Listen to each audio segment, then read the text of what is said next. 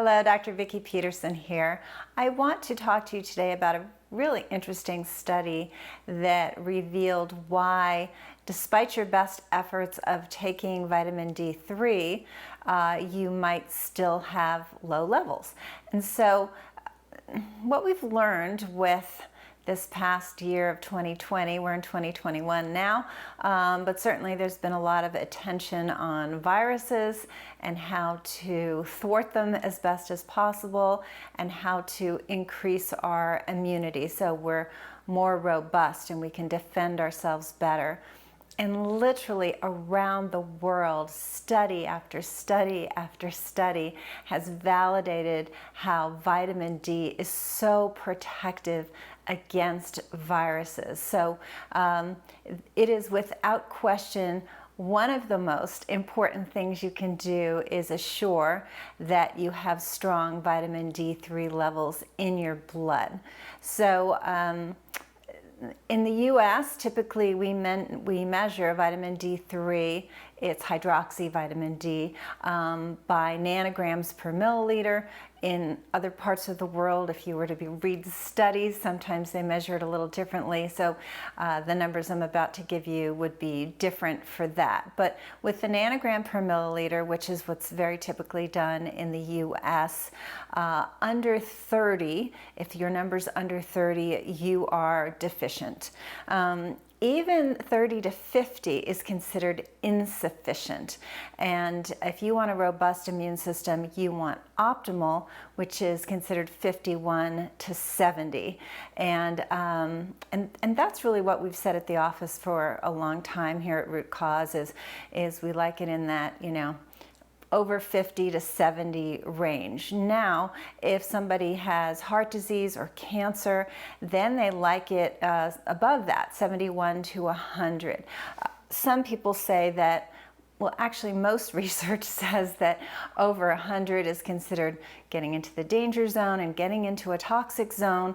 Yet I've been hearing some recent doctors state that they regularly keep their older patients at 100, striving for 100. So a little bit of contention there, but I think you're really safe in that over 50 to 70 range. So that's what you should be shooting for.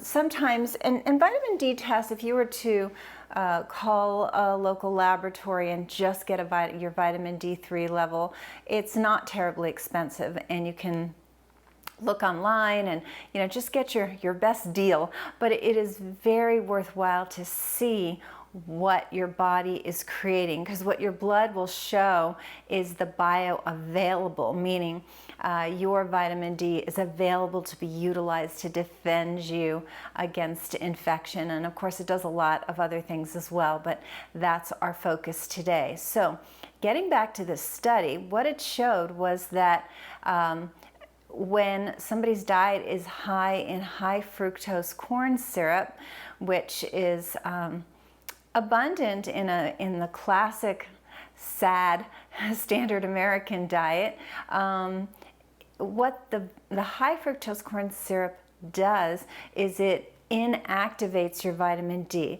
So you could be taking the best supplement in the world, or if you're living in a more southern clime, you're making sure you're outdoors and really just making an effort to get your vitamin D levels up.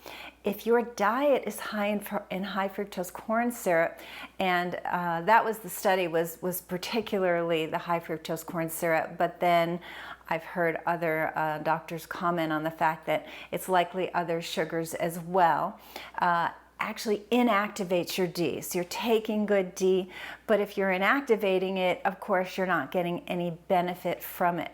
So this speaks to why a diet high in sugars, particularly again the high fructose corn syrup, can be quite dangerous in thwarting your best efforts. So you want to look at your D levels and really ensure that they are where they should be, and then of course look at your diet.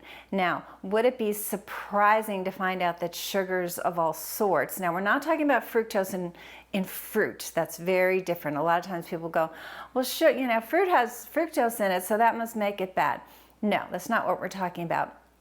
High fructose corn syrup and just white sugar, brown sugar. These are all very refined, and we know that they thwart your immune system. We know that cancer cells prefer sugar as their primary source of fuel. So it should be no surprise that sugar has deleterious effects, but again, this study spoke to the fact that it inactivates your vitamin D3, and that's not something that is going to be a good alignment with a strong immune system. So I wanted to share that with you today. If you feel like you have a sugar addiction and you're really kind of ruled by that desire for sugar, definitely reach out to us. We can help you with that. It's something that can be overcome, and we do it regularly with our patients. I personally used to be a sugar addict, so I know what it's like to be driven by that,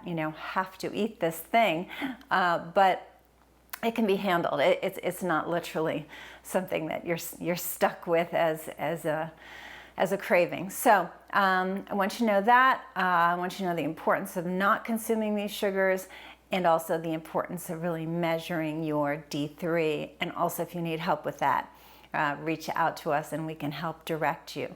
So we are here for free phone consultations if you're not local, of course in person if you are, and just give us a call and we're more than happy to help. So the number here is 408-733-0400. We'll talk soon.